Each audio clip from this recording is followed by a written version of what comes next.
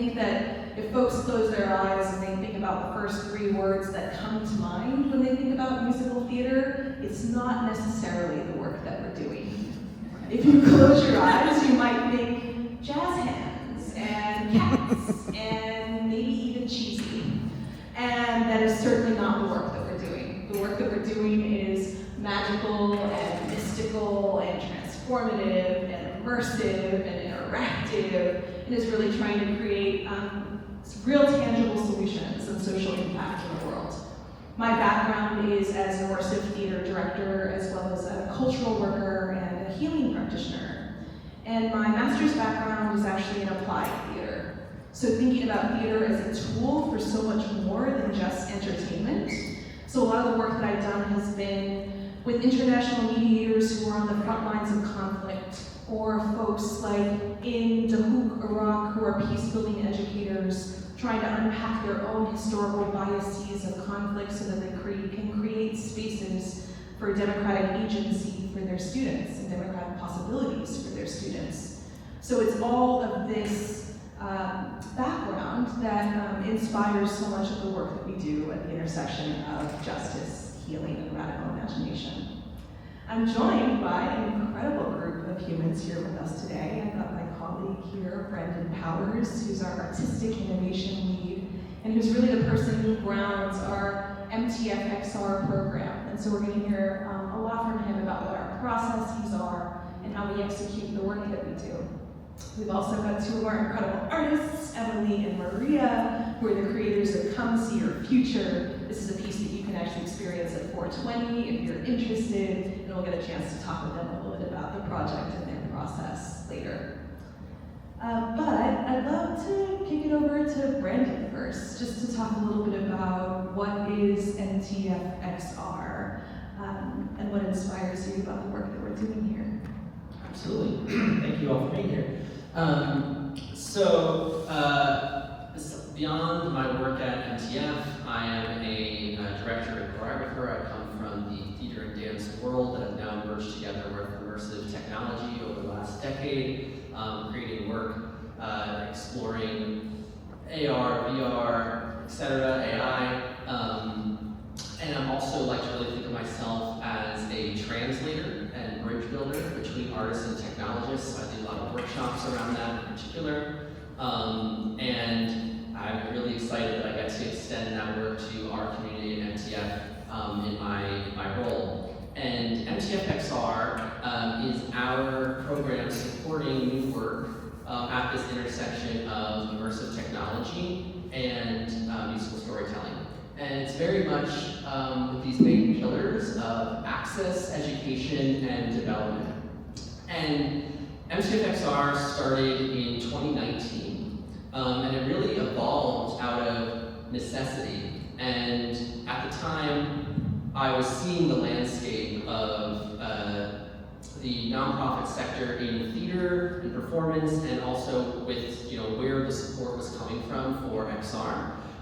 Especially as an American company and looking abroad and being really jealous of a lot of international opportunity. And as an artist creating this sort of work, I said, hey, what do I really need? What's the sort of program I would want if I'm an artist exploring this intersection? And then I went ahead and created it. And we started it here at MTF, so it really feels like it's very supportive to our artist ecosystem and developmental opportunities for this work. So we provide access to technology for the very first time for many of our artists, exploring what's possible with it, understanding it in a way that doesn't feel scary to them. We think about education, how can we dig deeper into utilizing these tools to support their artistic practice, superpower them, and they're already amazing theater makers and composers, and how can this really extend their work? And lastly, development. How can we begin to think about what it takes to create this very specific type of work? It's not the same as just a regular VR film. It's not the same as a live show on stage. It's a completely new category that I think is being greatly under-supported in the ecosystem at large. And even, someone speaking to it earlier, Solana, the audience, right? Like,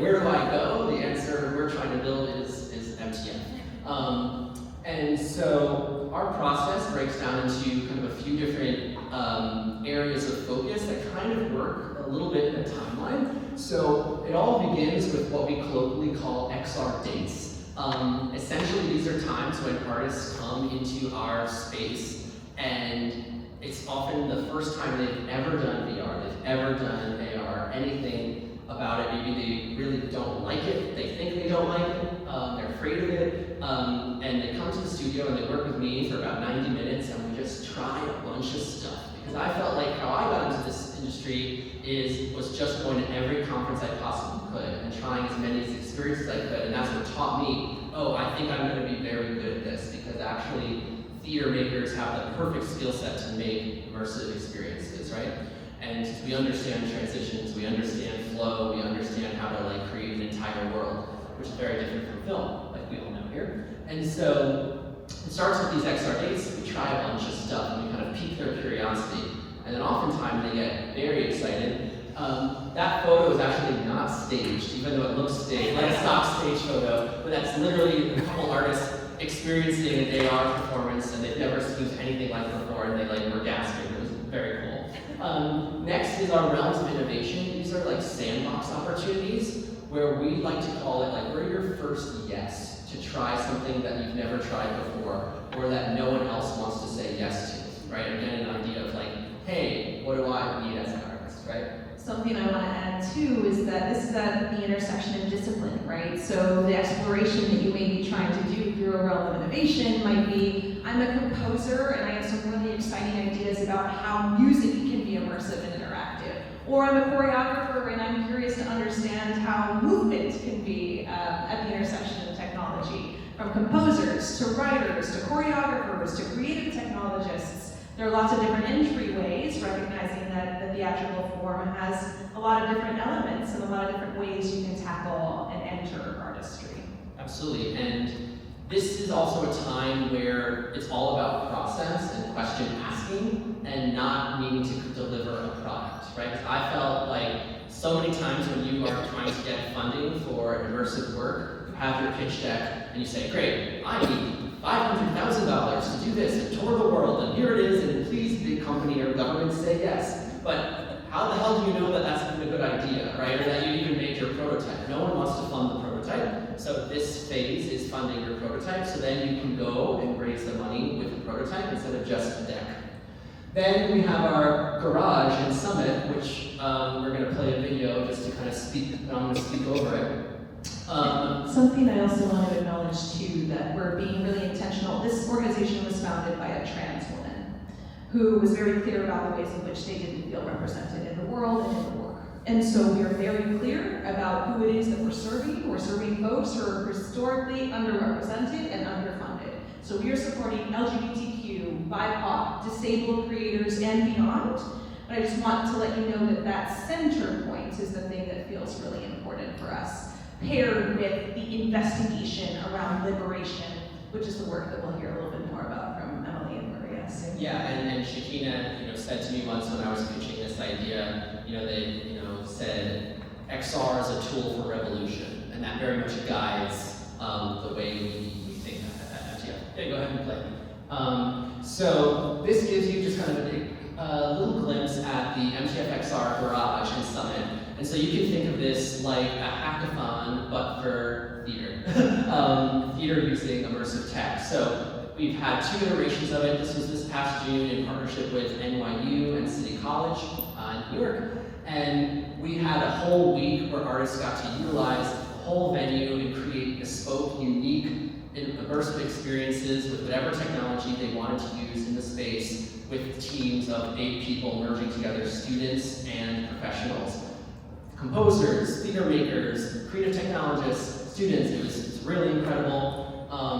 There's workshops to introduce them to motion capture, this incredible immersive sound studio they have at NYU, projection, and by the end we got to see one sick VR mixed reality experience about like ghosts, one about like climate change collapse on like a sunken cruise ship, and another really cool kind of dance theater performance with surround sound projections. This is a program that we very much want to continue to do and are always looking for partners to bring it to other universities, spaces, cities, etc., because this feels like it's all about collaboration. Awesome. We can go back. Thank you. And then the last pillar is co-production, which are, I think, kind of hinting at a little bit also it comes to your future because they're part of the market tomorrow.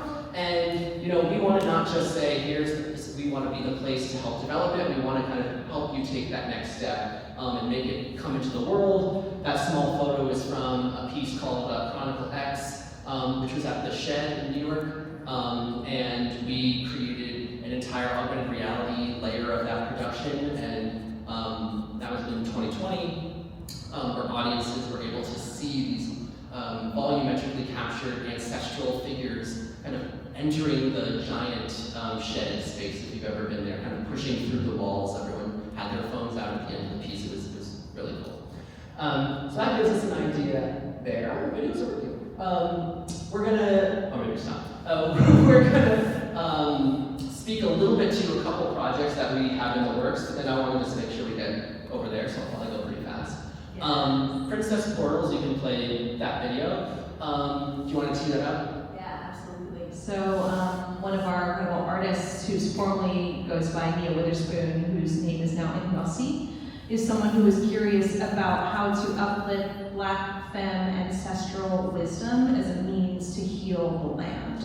So when we talk about technologies, for a lot of our artists who are thinking about justice and healing, they're also thinking about ritual. They're thinking about spiritual technologies, ancestral wisdom. And so this, her piece, Priestess of Torque, which is now called Priestess Portals, is an opportunity for us to celebrate and uplift Black femme ancestral knowledge as a means of healing our land. And then this, so as part of the kind of first theatrical production that was done last year, they really wanted to create an immersive way to onboard audiences into it, because it was ultimately then an immersive experience where you began in these different chambers guided by different priestesses. And those priestesses of these different values started the show with you in a very particular ritual. So what we actually built was an interactive ticketing website that had a tarot card XR integration. So you went online and you did a little tarot pull on the website, and then depending on what card you pulled, one of these videos played, and you met your priestess in motion capture and video, and then that was made with the actual actor, and then that actor was who you began the performance with when you arrived to the theater. So we were really excited about connecting 2D into immersive and actually connecting the dots between, like, it's not just, this avatar, it's like that's literally the likeness of the actor, and you're gonna see them in a month. And yes, and then another piece that we're working on is called The Last Gatekeeper, and we'll let that video speak for itself. And this was created by Germano Toussaint. We'll see just a little video of their process. The Last Gatekeeper is an extended reality-enhanced Black musical theater experience set in an African-futuristic, post-apocalyptic world, where a gifted Black boy must choose to fulfill a ancient prophecy and save humanity. Inspired by indigenous West African spiritual teachings, gatekeepers are part of an ancient lineage of African queer spirit workers and diviners. They maintain portals between the physical and spiritual realms, restoring balance and harmony in times of crisis. Set in the capital city 50 years after the apocalypse, the story reveals the magic and mystery of the supernatural, while honoring the legacy of Black queer visionaries. This musical is a mirror reflecting the relevance, beauty, power, and magic of Black queer people, and calls them to live their truth and access their full power. Awesome. And so that piece is also a great example of, for the realms of innovation, they were asking the question, how do we bring one of these gatekeepers to life on stage? And they kept just saying the word hologram, right? They're like, I see a hologram in my head, I see a hologram, but they're like, I have no idea what the hell that actually means or what it takes to bring that to life, right? And so the whole workshop was teaching them the difference between motion capture and volumetric capture, and then how to present that physically on stage. And so we created prototypes with both, and then even built them a set and used a Pepper's Ghost chamber to project it and create like a volumetric projection, so they could actually see what it might look like to bring it on stage, so that now they're able to pitch it out. And this is a piece that they're excited to do, hopefully in domes and planetariums, etc. Great, let's talk about Come See Your Future. So EmmaLee and Maria, can you give us a little intro into the piece itself and kind of where the impetus came from? We'll start there. Yeah, so Come See Your Future is a hybrid musical theater and virtual reality piece. So the show is by and large a traditional musical, but at certain points in the show, the audience is prompted to put on a VR headset and enter the first-person perspective of one of the 4 characters on stage. The world is a sci-fi dystopia where climate change has devastated the Earth and the aristocracy escapes to a luxurious space station revolving the planet while the rest of humanity is left behind. And it follows 4 friends who live on that spaceship, and there's a political revolution going on. And so it really centers around the climate crisis and capitalism and the political divisions that we see facing all of us. Can you talk a little about how we've been working on it? Yeah, we started a residency with Musical Theater Factory in 2023, and we had just been like a year or so in the making of the show, and we had some XR dates with Brandon, and we were like, what is this? Like, the only thing I ever done was like Beat Saber, you know? Like I didn't really understand VR much, and I feel like it wasn't until we started playing around and seeing what it could add to the story that I was like, this feels actually necessary to tell a story. How are we going to do a space travel to Earth on stage? How can we do, there's a drug in the show called Destiny that allows the user to see their future. And I feel like that was like the first thing. That was the beginning of it. Yeah. Can you speak a little bit to this kind of initial moment of saying like, why VR?